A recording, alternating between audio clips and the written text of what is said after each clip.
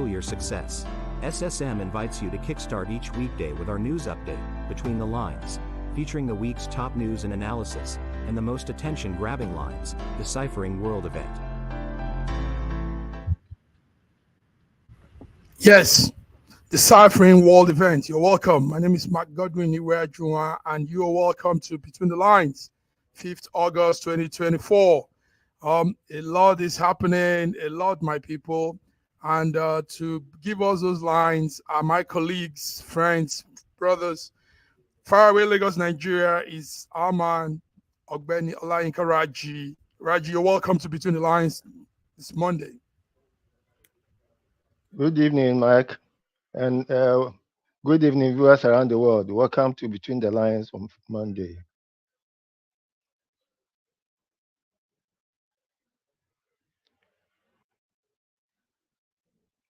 Can you hear me?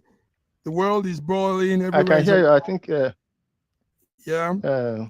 I can hear you. So also on the other side is our diva Fiona Akanu. Fiona, London, UK. We know you have a lot to tell us from that end. How are you, Fiona? Do I? Good evening, everybody. Welcome to all the viewers. Yes, I'm very well, thank you. Yes, you're clear, loud, audible, and looking beautiful as usual. Thank you. Gentlemen or lady, it's I don't know how to put this, but most part of the world is boiling. Protests, violence, disruption, killing too. And I mean it's crazy. Yinka Raji, let's start with Nigeria. We are seeing that there's still nationwide protests upon Tinubu's broadcast yesterday. There are still reactions from Kano, Kaduna, and Lagos. Raji, what do you have there? Tell us. Well, I won't call it nationwide exactly, but yes, there are still a few places where we are getting reports of protests. Sufficiently, Lagos sector is, I think, almost shut down.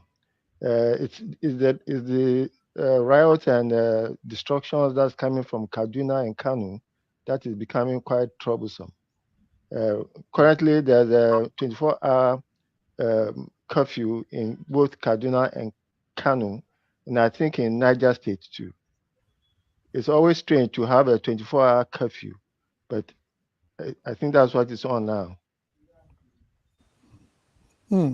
It's always strange to have a 24-hour curfew, but this one is strange. Yes, this one is boiling real strong.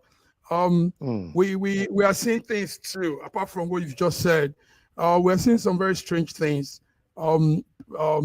Protesters holding on to Russian flag, young boys and girls chanting songs in Hausa language and running through the streets with Russian flags.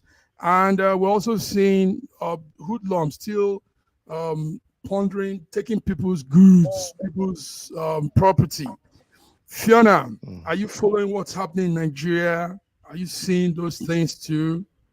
Yes. Before we go on, I'm sorry, Fiona. Let's bring in Femi. Femi, okay, is here.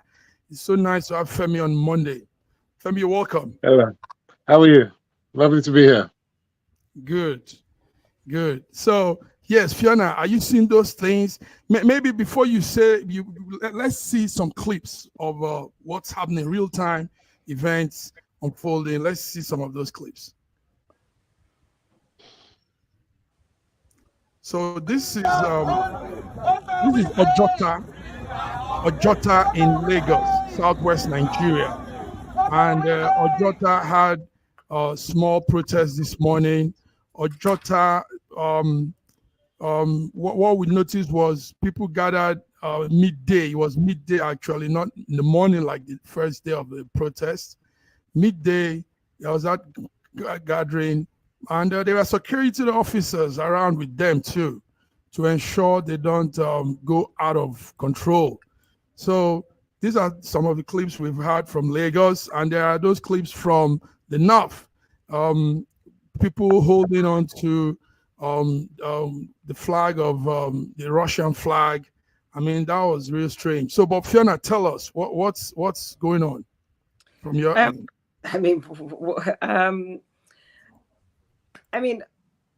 the protests have been expected for a while. The government was kind of, notified that this was going to happen. So, I mean, the protests are what the protests are. As you can see from the clip that you've just shown from Ojota, we can see that you can't really call that a protest. That just seems like a gathering of people who aren't really doing that. That's not a protest. That's just a few people.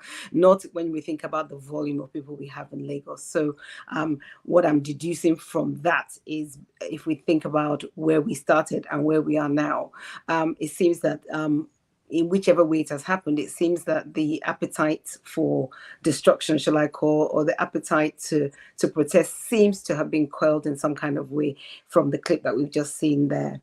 I mean, the situation in the north seems slightly more concerning. Obviously, we've had people who they've had their businesses destroyed, looted, they've had personal effects taken away. And this is one of the problems anytime there's any kind of civil disobedience, because, or shall I say unrest, because there will be an element of society that will, get involved and create a situation that becomes, borderline anarchy. So, and we've seen scenes of things like that. We've seen warehouses of food looted. We've seen, libraries looted, things that, and at the end of the day, these things are serving the public. So I don't really know what end, but this is the case in any protest, what end destroying government property really has at the end of the day. It just, everybody just suffers at the end of the day. So that's kind of my take on what's happening at the moment. Thank you very much, Lady Fiona. Yes, while you were talking, more of our coordinators were joining in. In faraway Toronto, Canada is our man, Sir George Chukwu. You're welcome. Sir George, can you hear me? Well, thank you so very much. Yeah, can you hear me? Yes, we can. Yes. Can you hear me? Okay, yes, beautiful. Yeah. All right. So I just want to extend my greetings to Fiona, to Femi Oke, brother from Motola. What's the name again? Yeah. So I just want to greet viewers from around the world. Sorry for coming late and interrupting the show. It's okay. Yes, and Omotola is here also. Omotola Oluwadari.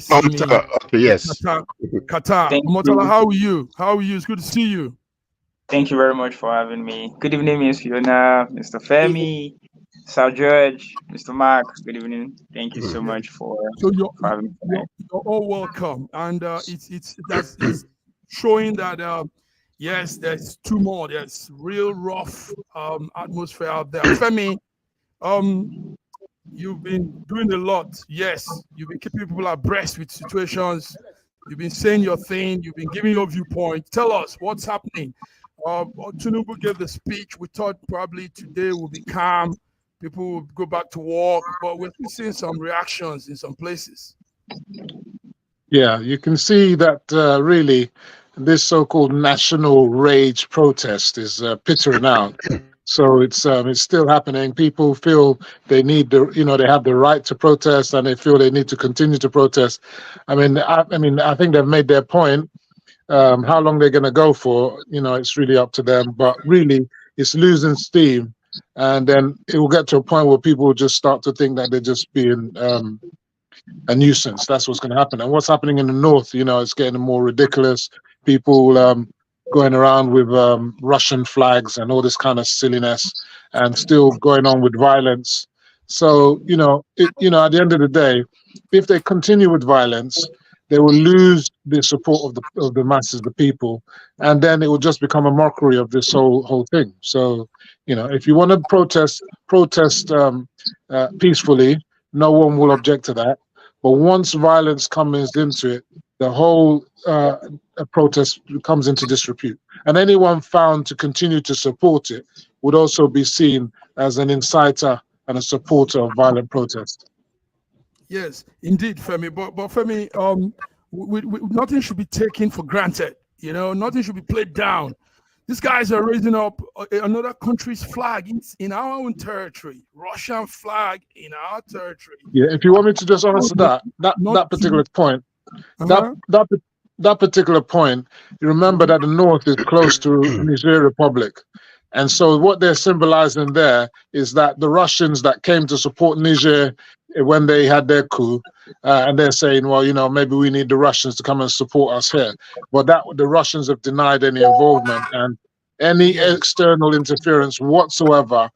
You'll see that Nigerians will unite completely against that kind of a protest. So that was a ridiculous situation. It's dead in the water.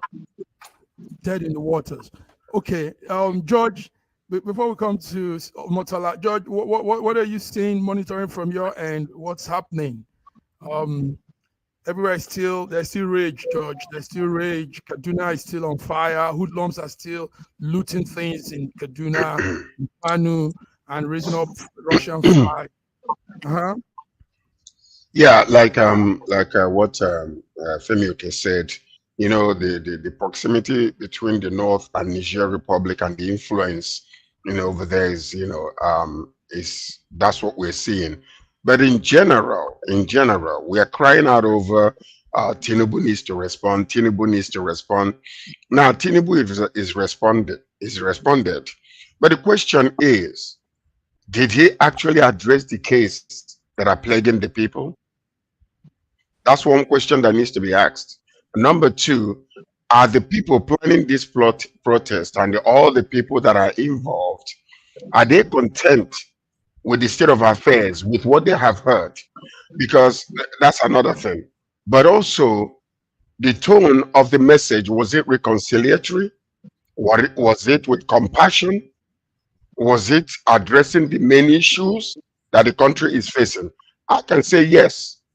I really can say, because all they needed was the leader to come out and show that he is caring and he is, you know, sharing the pain the people that are going through. To a greater degree, a lot of things that are plaguing our nation was not mentioned, you know. So, but yet, I think his presence meant a lot. His presence meant a whole lot. When he came out, he addressed the issues the way that it was, you know, put down for him. And I believe that it's supposed to appease quite a few number of people regarding the caring, compassionate leader that we have who feels your pain. But I believe that he was a little too late. He should have come out a little earlier. They had 1 solid month to prepare for this whole entire protest. And yet what we saw was a delayed reaction, which is not very good. If the man had come out before and started, you know, appeasing the nation and calming people down and doing this thing that he did, maybe in many stages or mini stages, you would have seen that a lot of people will understand his heart and understand how much he cares. Because right now, it's almost like medicine after death. After many people have died, many places destroyed. So he should have come out a little earlier and preemptively prepare himself for knowing that for this length of time, those times that they wasted bringing out anti-protest protesters to come against and demonizing the whole entire thing is actually part of the result that you're seeing now. So they should have been a little more positive in their reaction, you know, and proactive in their reaction than what we saw. But I'm glad that he spoke. As a matter of fact, the speech that I made, it seems like he copied it from it. If you put everything down there, yes, the speech I made was actually what Tinubu said, and if you can see the similarities in a lot of that speech that I made. Maybe George for president. Maybe Femi okay copied and sent to them, and they, you know, took part of it, you know. So, but I believe we have come to that point right now where we ought to all start looking in the same direction together. Like what who just said that, you know, Femi, okay, diversity is our strength. We've not recognized that yet. We need to come to the point where we will see the beauty of how God designed and put us all together in each different place where we are, contributing to the success and the prosperity of this nation. Nigeria is the most beautiful country. We are blessed with a different DNA. in our blood, in our system. Everywhere we go, that's how we are. So right now, I think there ought to be peace. These people, like what the president was saying, was put your sword down, put your protest down, come, let's dialogue, let's discuss. And that is what I think will help our nation, not this bigotry and fighting and nonsense that is, all these illiterates and self-centered and self-profiting people that are trying to, bring the nation into a chaos. We don't want that. We condemn the deaths and we condemn the violence in the north. They need to know how to protest instead of rioting. That's not what this is all about. Thank you. Thank you, George. George is still in that light of the speech, protest speech. Thank you. George, Simi, but there's something that should be noted. These protesters arranged a 10-day protest. So no matter what intervention anybody is giving, they've mapped out 10 days. 10 days, Simi. You think the president's speech might halt these protests? For me, I just feel like, honestly, I felt comforted when the president had to come out to speak, and address the situation. But like just like Mr. George said, I felt disappointed to the fact that he had to wait that long to come out. I mean, it's a domestic situation, and what we wanted was just for him to come outside and address the children, that they speak to us, and that's it, we'll be fine. But like, he stayed back, waiting. Did he think we were threatening him or something? Like, why wait so long to come out?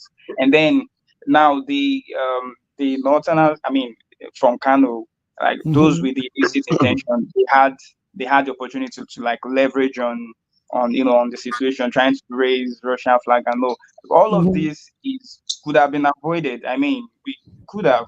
So whatever is happening now is all due to his lateness to coming to address we Nigerians. So it is what it is. It is what it is. Femi, I'll come back to Femi because Femi has more on this. Femi, to be honest with you, George said something else, but I don't agree. The president's speech didn't address the protesters' list. He didn't address it. He was more of protecting. Yes, you can't be a president and this kind of chaos arises and you're just there. He only tried to, just calm that down, but he didn't address. We want those pinpointed addressing the issues. Okay. Femi. So do you want my view? So one, I don't think that the president spoke a moment too late or a moment too soon. Even in the UK, PM Starmer took a couple of days before he came to make his speech. So it was actually kind of funny that what was happening in Nigeria was happening in pari passu with what was happening in the UK. So they were happening at the same time. The same day when Tinubu did his speech, Keir Starmer done his speech. So, and the havoc had already been done, and I don't think the havoc would have been averted. The people were hell bent on doing their thing, and that's it. The other thing is, when you have faceless people making spurious demands, you as the president, how do you which demand is it? You could have 100, 1,000 demands. So no matter what you want, he would have been said to have not addressed their demands, because they weren't like a specific list of demands that you could say, okay, he's addressing in this. But by and large, the general demands were to do with the hunger, the poverty, the subsidy removal, the Naira, and so on. But what gladdened me was the fact that he did address those things. What George should have said, and then the other chap there should have said, it's not that he didn't address them, but he didn't address them to their satisfaction. But for me, he addressed them to my satisfaction, in the sense that I didn't want to see a situation where he will kowtow and recant and say, okay, we're going back, we're going to do a U-turn on the subsidies, or we're going to do a U-turn on the Naira, which is not going to happen. I think he needed to stay the course, and that's what he did. He addressed them, he acknowledged them, but of course he's going to stay the course. In 2012, when Goodluck Ebele Johnson was faced with a similar situation, he kowtowed. and he brought back the subsidies. And that is part of the problem that we're facing today. He should never have kowtowed, and he should have stayed the course. And I think it takes a strong leader to, in the face of the overwhelming protest and, you know, the masses suffering on the mat, to continue with what he's doing. And he's given them examples of the things that he's doing that in the long run will alleviate the problems. And finally, what I wanted to say, there's this notion that government is not caring and had no plan and they didn't know what they were doing. That is a lie from the pit of hell. If you look at the trajectory from the passing of the PIA, the Petroleum Industry Act in 2021, mind you, 2021, almost 3 years ago, there was a stepped plan of what was going to happen. What was going to happen was that Dangote's petroleum refinery was to come on stream. The other refineries, the NNPC refineries, were to come on stream. Okay, so that by the time you were looking at the end of the inauguration, those things should have been put in place. But unfortunately, and this is the thing with Nigeria, putting good plans in place, but unfortunately, execution is always our problem. The Dangote is not producing. Why is that? Port Harcourt refinery is not producing. Why is that? So some can say there's a conspiracy to mess this whole thing up, to keep us imprisoned and shackled to Western supply of refined products. But I believe that within the next month or two, or before the end of the year, I believe we will be producing PMS in Nigeria. And once we start producing PMS in Nigeria, a lot of the pains that people are feeling will be reduced. And of course, CNG will reduce demand for petroleum products. So someone was saying, why are they talking about CNG? They don't really understand it's going to improve our environment and it's going to reduce demand on PMS, which will also help the price of PMS. So these are the things that are happening right now. So I'm looking positively to the future. I'm not looking negatively. And that's what I want to say on that one. Okay. Yes. Yeah. Go ahead, George.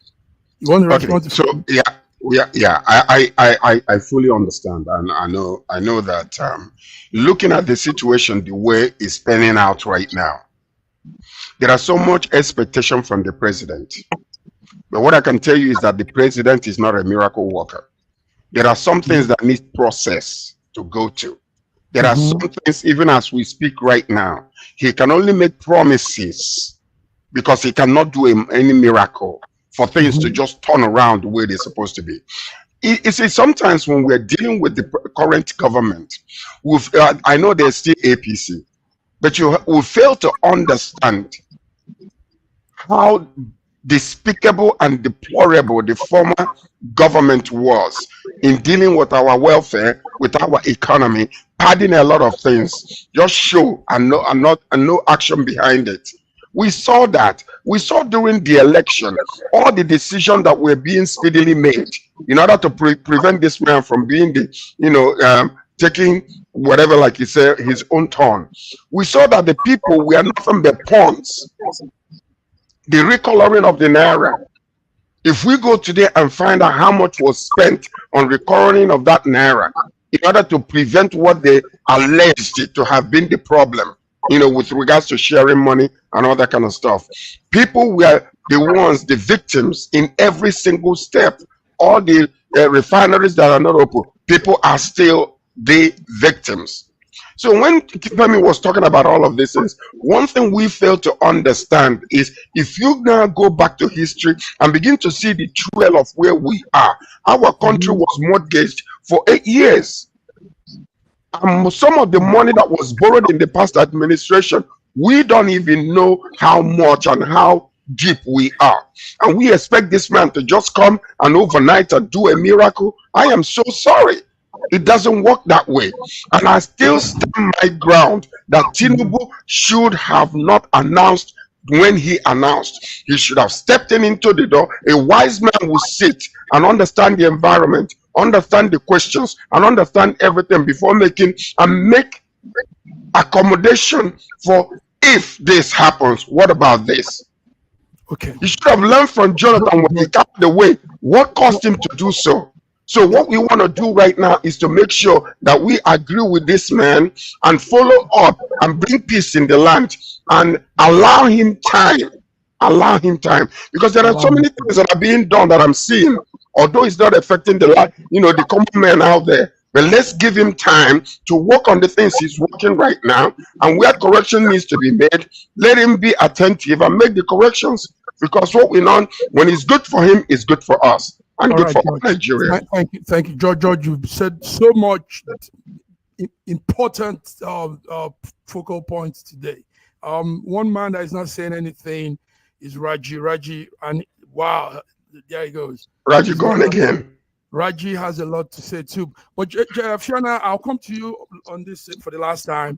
The truth of the matter is, at the end of the day, Nigerians are suffering.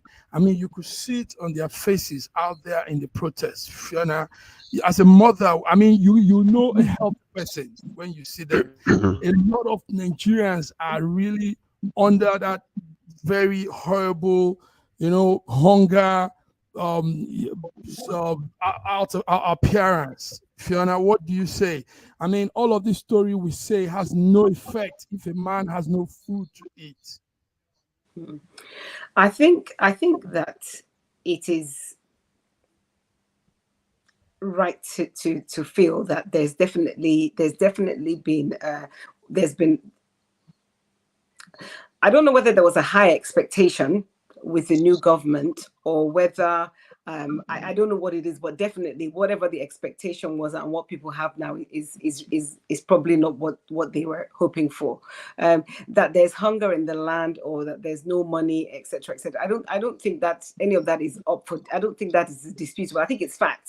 I mean, when we have a country that gives out palliatives and gives out food when it's not like there's a war or anything, that tells you that it's not a perceived thing, it's an actual fact. So I don't think any of those things are disputable. Anything that can deliver on some kind of food security, and it's about the money, it's about being able to afford to buy things at the cold face, at the actual point of need.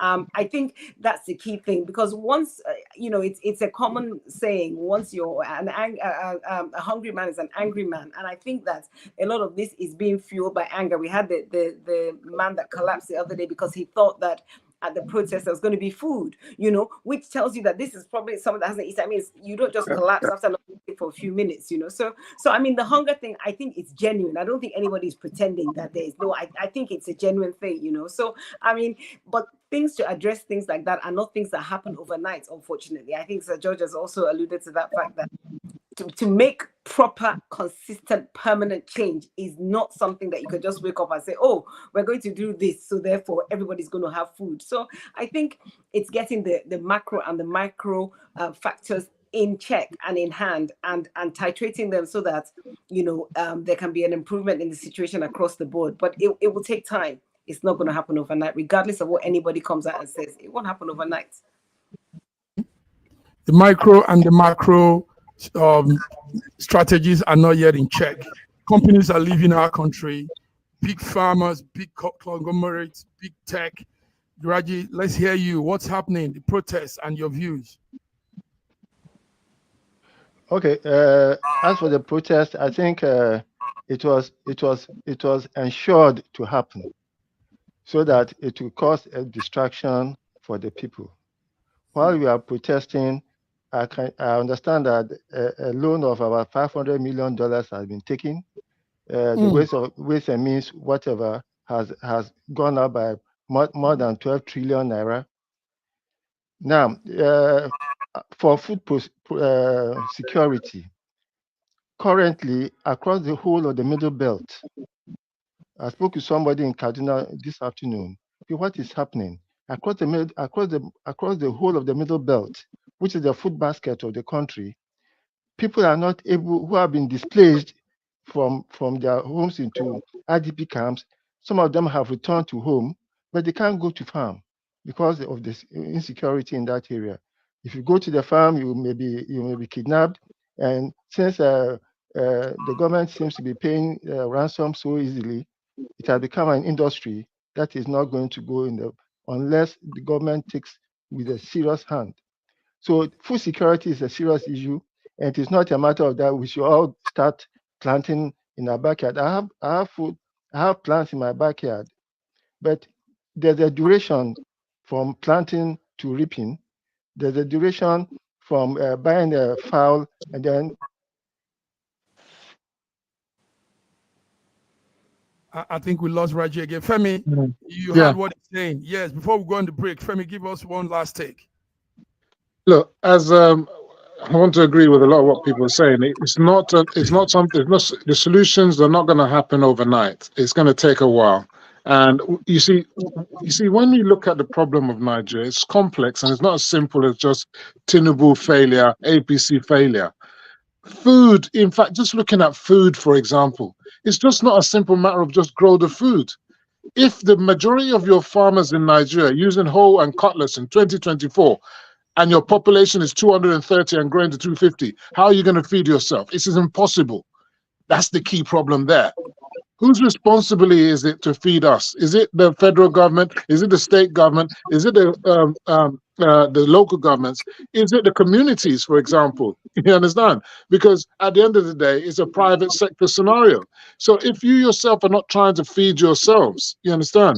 And then you have situations where people in the north are killing themselves. You understand?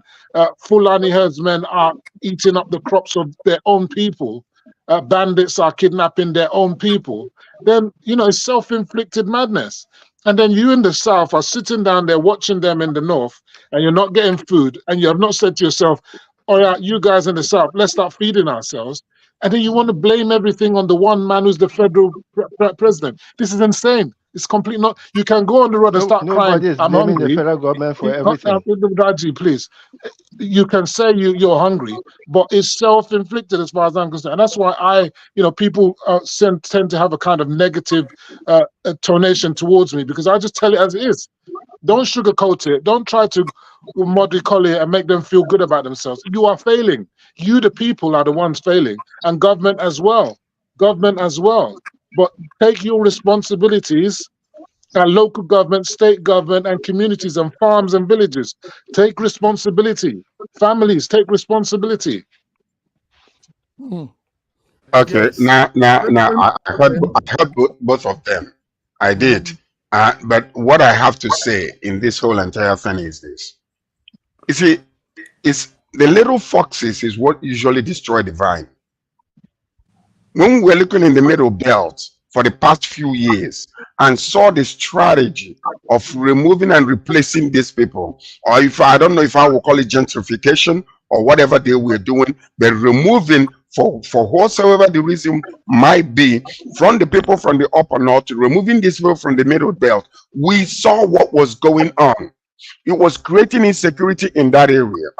These people, as much as they don't have mechanized agriculture, they were producing enough to feed the nation and even some of the neighboring countries with their own, old ways of doing their farming. But they had enough people doing it that the nation was not crying out. But we saw progressively how they kept on moving these people, putting them in ID camps, and then replacing them with folks that are coming in. These are the things that are causing problem for everybody. Yes, when your little toe is hurting, the whole entire body can become painful because of that. And that is one of the major problems. We never solved the problem of insecurity in those areas. So we need to really get down, and even if we have to deploy the military in that middle belt, let's deploy them. Let's protect that area. Because if that is our food basket where food is coming from, it is our responsibility and the government to call sir and say, this is what we got to do. Now, and anybody that is caught kidnapping or doing those things, I think they need to reinstitute firing squad in Nigeria to bring the fear of God upon people. Because this nonsense is too much in Nigeria. And we need to come to that place where we mean business. Thank you, George. We really went on with this for some time. There are other news also flying around, gentlemen, but let's come back. Let's come to that few minutes. Thank you for joining, viewers. SSM Monday Between the Lines.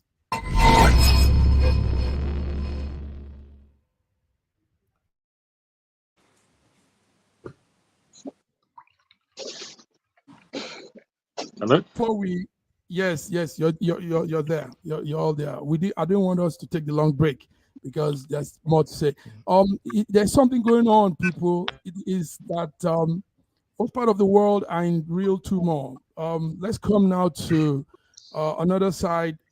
Fiona, where you are, you and Femi, UK has been burning. UK has been burning. It's not only Nigeria.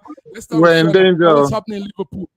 Yes, what's happening? So the genesis, the unfortunate genesis of this is that sometime early last week, 3 young children were murdered at a holiday camp.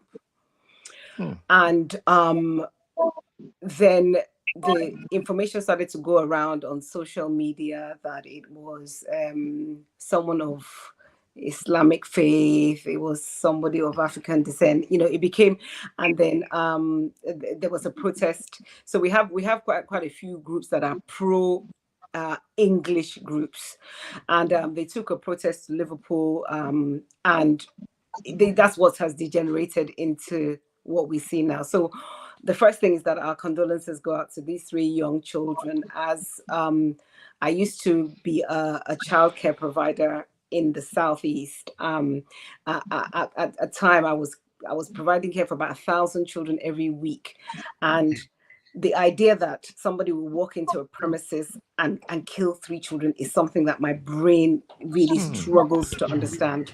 So our condolences go to the family, and our thoughts are with the people that are still in hospital or have had kind of trauma, life-altering injuries from this experience. So fast forward from that, so there have been protests by the EDL, etc. They've gone out there to protest, and as we know, as with any protest anywhere, it will quickly become hijacked by people who have a slightly more negative agenda than the original intent. So we've had pockets of violence in different parts of the United Kingdom, not just in Liverpool. We've had issues in Sunderland, issues in about 6 or 7. So there've been, there's been destruction, there's been looting. So yeah, so it's not, we haven't had that experience in the Southeast yet. It's still going on. So we're just watching the situation, but of course it's very, very sad. And we're just watching the situation, to be honest. Nice, good one, Femi. Added to what she's saying, this afternoon there's an emergency Cobra meeting. They called it Cobra meeting. Tell us what's the Cobra going to come? What is it coming to do? So the Cobra meeting is a special meeting of ministers and important departments that look at when there's an emergency situation. They come in and look at solutions. So people were thinking that maybe they were going to bring in the military because the police have been failing. They've not been able to quell the protest, but they ruled that out. So they're not going to bring in the military. But they haven't ruled out tear gas and water cannon. And so you see, there's a lot going on. The thing is, this thing is not just about the unfortunate murder of those 3 girls. There were I think there were about 6 or 7 other children that were critically injured, and even 2 adults as well. So this was a mad rage that I don't know. And the guy that's done it was 17 years old. Before that, there was an incident that happened, I think it was in Manchester, where in the airport, a police officer was being beaten up by, I think the guy was a person of Asian origin, and then really beaten up violently. And then one policeman kicked him in the head, and that went all viral. And they were saying how the police were brutal, and they were how he was kicked in the head. But the majority, the white people, were saying that, but you didn't focus on the white police officer who was being beaten up by this guy. You just focused on him being kicked in the head. So then, since the election, remember there was an election that happened just now, and in the election, sorry. Go ahead. Yeah, the Reform Party, who are the far right and who are the main people who are doing these kind of things, they had a lot of support. They came third, with a lot of support in terms of numbers, but in terms of electoral seat, because we have a parliamentary system, first past the post, they only got 4 electoral seats in parliament. So they feel let down by the democracy and the system, saying that their voice hasn't really been heard. And Nigel Farage, their leader, is making noise. So they look at any kind of opportunity to grab on, to manipulate, to create havoc. And this was the perfect opportunity for them. It's all about the immigrants. They've done it again. They've killed it. First of all, they were saying it was a Muslim guy, and this and that and whatever, which is all fake news, you know, and they were saying he was an Arab or whatever, immigrant. And there was also fake news. The guy was born in Cardiff and his parents are from Rwanda, but he's a Christian. So they used it to galvanize those people. And they said they were having protests. This is the thing. Just like in Nigeria, they went out and got permission to do a protest, yeah, so-called protest. But actually, all along, it was their intention for it to be violent.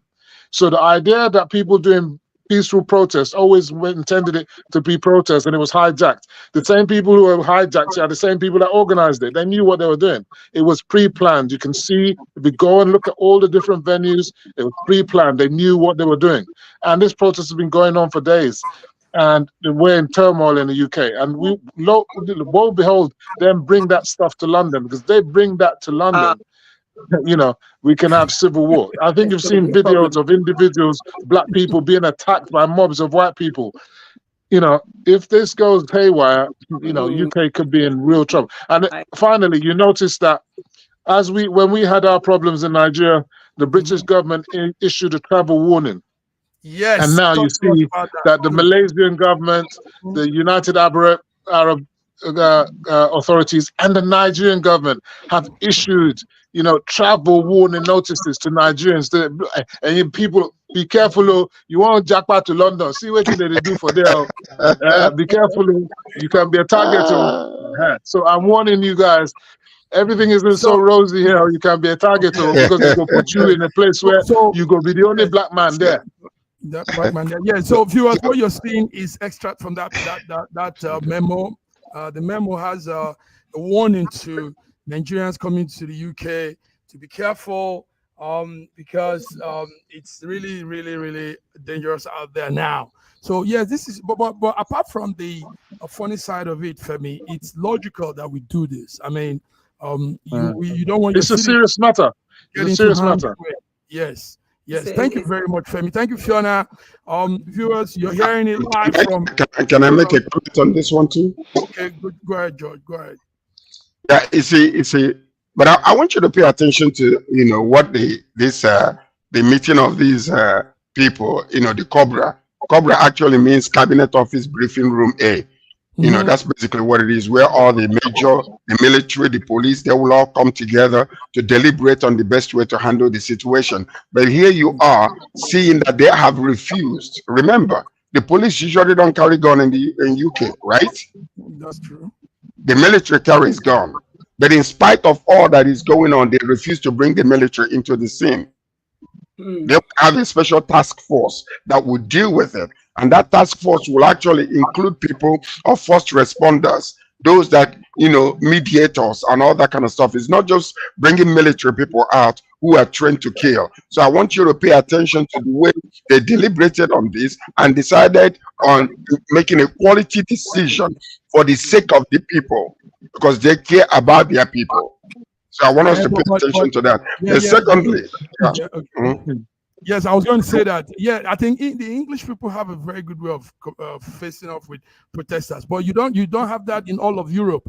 France, for example, will by now would have killed like 2-3 people. You know, France don't give a heck. I know, but the reason why I wanted to bring this up is because, you know, what we do most of the time, we condemn our own.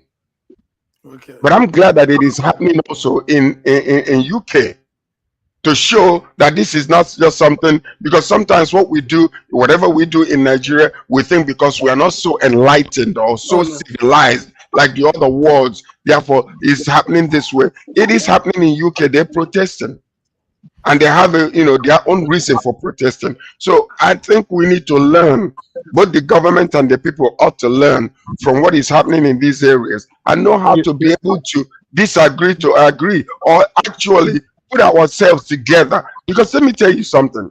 There are so many things that are happening in our country now. This ethnic bigotry that is fueling so badly is one of the things that will slow down progress. The president mentioned that, which was good. Yeah, he did. He did. And someone, the governor of Lagos State, mentioned it also. But this is something that all reasonable, educated, enlightened people need to rise up and speak against it and condemn it to the highest. Because that is the beginning of the end if this ever takes place again. I can guarantee you Nigeria will not survive it. And we need to really go to the root cause, and anybody that comes out and talk nonsense, let them find out that person and prosecute them to the very highest level. Because this must be zero tolerance for such nonsense in our country. Thank you very much, George. George, Okay. sorry, George, you're right, yeah. And the problem is this is a world phenomenon. It's not just about, like you said, London or whatever. It's happening. You're in America there. You saw Black Lives Matters. You saw what's happening with the people, President Trump saying that there were good people on all sides, when you got those people saying, white power and all this kind of stuff. So it's a big phenomenon. He wants to make America great again, take them back to slavery. There's a lot of nonsense going on, happening around the world. And bigotry is the biggest issue. It could be ethnic bigotry, it could be religious bigotry or tribal bigotry. These things need to be stamped out. And the reason why they haven't brought the military and all that kind of stuff is not because they don't want to, it's because the violence hasn't reached the stage for the military. They considered it, but instead it hasn't reached that stage. I can assure you, if it were to reach the stage that they need to bring the military, they will bring the military. In America, they will bring in the National Guard when they need to bring in the National Guard. No prime minister will, because of I want to look good, not do the needful. And that's the same in Nigeria and everywhere else. The military haven't been brought in anywhere right now, and they are the last resort. And thank God they haven't. And we want to pray that we continue to have peaceful protests. Wow. Thank you, gentlemen. Now let's go Far East, guys. It's boiling everywhere, and thank God Omotala is here for us. Omotala, what's happening in Bangladesh? Bangladesh is 22. Listen, Bangladesh is banging. Bangladesh is banging. Now, viewers, the Bangladesh Prime Minister Sheikh Hasina resigned. Hasina, thank you. She resigned. I'm trying to bring the clip out here. She resigned and also left the country, in the midst of the violence, in the midst of what was happening, took a flight backstage and ran out. That's a video of her leaving. If you can see that, they took her back from the back end and just had to take her out. Now, thousands of Bangladesh protesters have been protesting, and it's even worse there. They are destroying things, they are looting. They stormed the palace of the prime minister and asked her if they told her to quit. That was when she had to do that. So she resigned and she left. Now, a lot of people have died, and we're seeing one of the worst cases of protests in South Asia country, Bangladesh. So, viewers, let's hear from Omotala. Omotala, you're close to Bangladesh. What's happening there? What are you monitoring?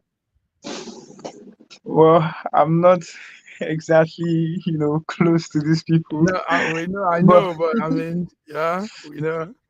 But I mean, it's just interesting to see all countries, coming out to really demand what they want, and what they deserve is what they think is deserving to them. So whatever is going on in Bangladesh right now, I think it is just high time they lend out their voices. And now that it's been spoken out, I mean, I'm loving the scene, and loving the scene. Yeah, I mean, let's see how this plays out at the end. I mean, at the end of the day, it's just for the betterment of the country, if you look at it.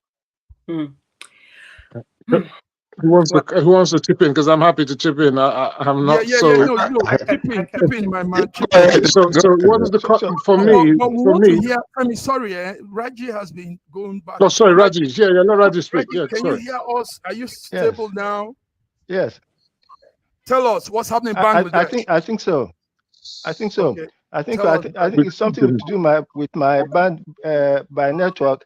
And I'm suspecting Femi. Please, I'm suspecting him. Now, talking seriously. You know, see, what we Yorubas, we like attacking each other. We Yorubas. No, but talking seriously, I just want to chip in about military coming into the route in Britain. It is very, very unlikely that the military will be called in. What may be called in will be something like the National Guard in the US, which is a paramilitary system. It is not a military, because there's a clear distinction between the duties of the military and the police. The military are trained to protect the enemy, to protect the country against the enemies of the state. And therefore, whenever you call them into the state becomes their enemy. So there's not likely that the military will come into the British space. Now, going back to Bangladesh, it's very difficult for me to understand the mentality of most people who are in government when they see that, look, your government is being very, very unpopular. You are doing things that are unpopular and people are complaining, and you are still insisting on it until you are disgraced. It is not even fair to themselves. You see, it's not even fair to themselves to be so stubborn and not to see the writing on the wall. Now see her running away from the palace with his sari flung and his one shoe and not the other. It is not dignifying. You know? Yeah. Can I add? She gotta protect her life anyway. But can I just say, look, what we have to look at in all these things is the common denominator. And what is the common denominator? For me, is regime change. So you start off with protests, which you ostensibly be about the masses and a particular issue. In Bangladesh's case, it was about quota system that they felt was unfair and it didn't help the youth. Okay. And then from there, it metamorphosed into violence and then into Hasina must go. You understand? Let's go track back. If you go back to Kenya, it was about taxes. They imposed taxes must go. And next minute, Ruto must go. You understand? Come to Nigeria, end SARS. We want to end SARS. Next became Buhari must go. And the danger is that now we have end bad governance. If they continue, they want Tinubu must go, isn't it? That's the way it goes. They're just logical. And so we need to guard against regime change in this kind of manner because it's unconstitutional and it's undemocratic. In the case of Bangladesh, she's been there for how many years? Some ridiculous number of years. 15 years. So to me, that's understandable, you know, that's understandable. You're in a government in Nigeria, which is not just about a year in place, democratically elected, whether you like it or not. This kind of thing will not be countenanced. The backlash will not allow that to happen. In Bangladesh, she's been there steadfast for so long, her position become untenable. And like Raji said, I want to agree with him. When you've been in there for so long, you believe you can do and undo. So therefore, she was oblivious to what was happening on the streets. So therefore, she got taken out. I'm glad that the military that have taken over, instead of making it into a military government like what they did in Niger Republic, which Nigerians were celebrating, in Bangladesh, they've put in an interim civilian government. You understand? Which is what they should do. Because I was saying that the deputy should have been in place, or the speaker, or whatever it is, follow the constitution. But they've followed the interim and they're going to have elections. Let's hope that it's going to be free and fair and that they can have peaceful transition. Because if not, you could have another load of chaos happening in Bangladesh, and we don't want that. They've already lost over 400 people to this chaos. But maybe people will say that the lives of 400 people is okay for Hasina to go. But that 400 people to one person to go, that's a big number of people to die. Now, Fiona, the update that just came in is she's present in India and she's flying to the UK.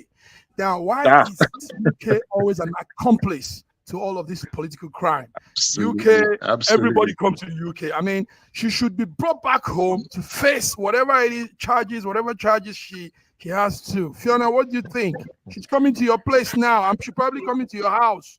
Yeah, I don't have space. You know, you know, UK is always a safe haven for every and anything, to be quite honest. That's the only thing. I can't really speak on policy about what the policy is about that, but there'll be some kind of agreement or something like that. I don't know why we're always hooked up in the center, in the middle, at the right and left of all crazy things that go on like that. I don't know. Why. Former colonies. Former colonies. She's got ties. She's got ties in England as well. Okay, Former colonies. But former colonies, and they keep former colonies, getting involved with all of this. If it's some financial crime, it's UK. If it's some financial crime, it's Switzerland. It's UK. I mean, it's time. Well, listen. UK is what we call a refuge. UK is what you call a refuge country. Yeah. A refuge country is a country and that's why they're protesting. That's why they're protesting. Yes. They don't want it to be a refuge country anymore. Yes, it's a refuge country where, you know, I mean, at the onset, behind the scenes and under the table, there is so much wealth, you know, being shared with the countries. So, you know, and so that's the reason why if you have billions and want to run away, please bring it over to UK, because it makes the economy to flow. So yeah, but you know the other thing. The other thing is, it's not just the UK. You look at Finland. You've got Friday Ekpa doing what he's doing from Finland. You understand? Sunday Igboho, when he left Nigeria, he's in Germany, isn't it? So there's always a refuge for Nigerians in all many. Nnamdi Kanu, he came to England. He was directing things from London. So these things, I just want to, I wrote a piece about the Americans coming out and the imperialists taking control of Africa. We need to be careful of them. Those guys are dangerous. They're only concerned about their own interest, and they're not concerned about the interest of the countries like Bangladesh or Nigeria or whatever. You know, in all circumstances, like someone said, she should be deported back, extradited back to Bangladesh to face trial. I can guarantee you the British will not allow that. No way. They will rather sit on her money here and enjoy her money. Thank you very much.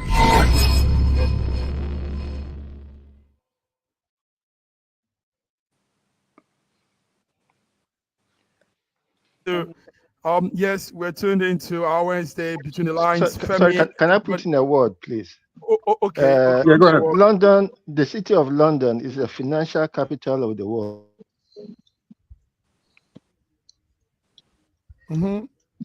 Oh, we missed him again. Oh, Okay, Raji, that's you saying a good point there. That's point there.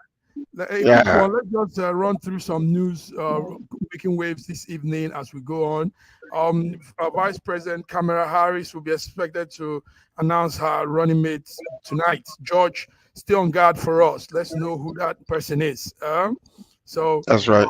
Yeah, we're hearing that. Also, you guys remember the Olympic is still on. And yeah, the Olympic is still on. A lot of people are pulling up some real good performance there. The young lady called Simona Biles. Right. I was going to say that our Nigerian 200 meters runner, I can't remember her name, but she's through to the final. And the D Tigers, the girls, the women basketball players, they're through to the quarterfinal. They beat Australia and they beat Canada. Okay. Wow. Are you following the Olympics? China is topping the medal table, and with about 21 gold, and in total 54. America following, France third, Australia fourth, South Korea, and the list goes on and on. So the Olympics is going on, fellas. Watch and stay abreast with what's going on there. Also, in the fast news, we're still looking at Venezuela. Venezuela is still not looking good. So much happening there. On Friday, we'll probably be giving the updates on that. Simi, what do you have to say? What's happening in Qatar?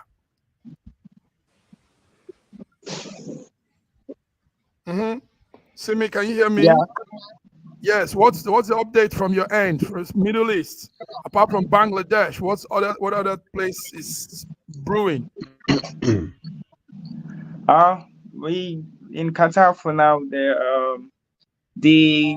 For the Windows issue we had in the past, like the Microsoft issue we've been facing, part of it has, I think it's actually has reduced now. So Okay. we kind of like find a solution to the whole thing from our own end, and some other applications have been put to place to replace the use of Microsoft.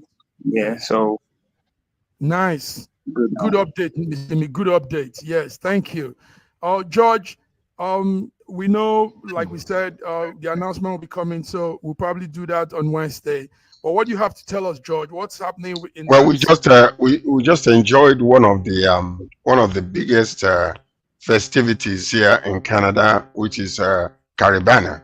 You know, it's relating to Caribbean countries coming together to do a big show, and many countries will come out with their own outfits and different regalias and everything, and go out there and then showcase on boats, crossing.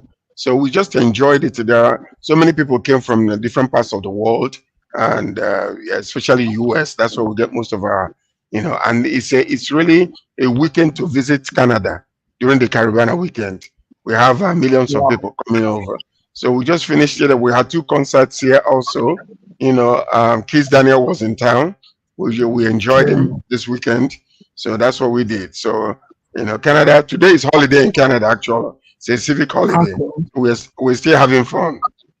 Nice. Yes, that's why your voice has been going dry all day. Because that's right.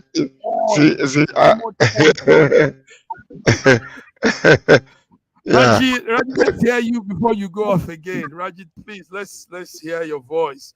Tell us what do we expect this week? Will there be protests? Will people back up and stay home, go to their jobs? Yes. Okay. No, I just wanted to point out that the City of London. You see, because London doesn't want to talk about them. I just wanted to point out that the City of London is the financial capital of the world. Okay. It's an enclave. So that's where a lot of people. Sorry. Oh dear. Lagos is calm. Lagos is calm. By the way. Yes. Okay. By the way. Do you know that when Oni of Ife came to Canada, that he actually gave me a shifter title? Yeah. Me with a shifter title, yes. And is it for Canada? Is it for Canada or for Nigeria? Femi, are you hearing that? Femi, you've not gotten your own shifter title. George is getting his first before you guys. That's good. I always tell people that the Yoruba are welcoming of everybody. Let me give you the name. I'm Chief Amunodun of Ogidiland. That was the chieftain title that I was with. No, we didn't hear that. Chief Amunu. It has to be Ogidiland. Amunodun of Ogidiland. Amuludun. That's Amuludun, yeah. Somebody that brings forth. Amuludun, yes. That's right. So you're the man. Very nice. Is that why you have that beard? Is that why you got that Father Christmas beard? That's part of my legacy. so I wanted to let you and Reggie know, Chief. So when you're addressing me, you have to have that royalty type of respect for me, please. Because that's why you're Sir George Chukwu. We don't do that with the English way. So that's why you're Sir George Chukwu. Nice. Are the only lady in the house? I hope you're learning Yoruba. Are you learning Yoruba too? Chief George, are you learning Yoruba? It's for Gidiland. Yes, for Gidiland. It's not for Gidiland. But you're representing. That's right. The only lady in the house. What do you have to say before we go? I just want to say something quickly about the protests up north-ish. I just want to say that I'm actually quite happy that it's actually university break time, because a lot of children, my daughter actually goes to University of Liverpool, and my thoughts have been, if these kids were all at school with what's going on at the moment, it would be quite a scary time for all of them. So I'm just grateful that that's the situation at the moment, and I just hope that everything will be quelled soon. And I just hope really that all this chaos that's going on in the whole world, actually, I just hope that it will all come to a positive end very soon. It's yeah, it's not, it doesn't have any kind of feel good factor attached to it. So yes, that's all really. And I hope everybody has a good week. Yeah, that's the mother side of Fiona. You know, mothers are always caring and, you know, thinking very sad. Thank you. Very sad that it seems as if the world. Go ahead, Raji. It seems as if the world is more interested in chaos than in peace now. The world is more interested in chaos than in peace. I just read that the Israelis are preparing the bunkers against invasion from, instead of spending billions to settle the place, they are prepared for chaos. Oh dear. Well. Anyway, viewers, we all pray that the chaos reduces. We don't want any more of this. We really don't want like Kamala Harris, you know, I'm up with what's happening in America, and Kamala Harris is going to be naming her vice presidential candidate tomorrow at the very latest. So I'm looking forward to see who that is. And I'm just thinking that we've had bad news from America in terms of the unemployment figures were higher than expected. The stock exchanges crashing all over the place. We're anticipating to have maybe fall in the interest rates because they need to G up their economy. With a bad economy, that doesn't bode well for Democrats to win. And so I'm looking at the whole thing and I'm saying what's happening. And I think the wars in Ukraine and Israel, and Palestine, they're not helpful for America. And we need less wars so that we can focus on development. So yeah, I'm with everybody. Let's have more peace and love than all this hate and killing. Thank you all. Listen, everybody have the message. Nigeria, one Nigeria, one Nigeria, one Nigeria. Let us look in the same direction together, never looking at each other. We are one. Diversity is our strength. God bless you, George. God bless you, Femi. God bless you, Mama in the house, Fiona, and Simi. Thank you all for coming. Raji, man that tells it as it is. Thank you all. My God, you have to find a northerner to join us on this show. We need to find a northerner to join us. No, we have one. There's a young man with us, Aliu. Aliu is with us. He needs to come on the show. Running up. Yeah, Aliu is joining us soon. You'll see Aliu. All right, have guys. a good everybody. Thank you. Okay, Thank you. bye. Simi, have a good evening. Bye-bye, everybody. Bye, everybody. Bye-bye.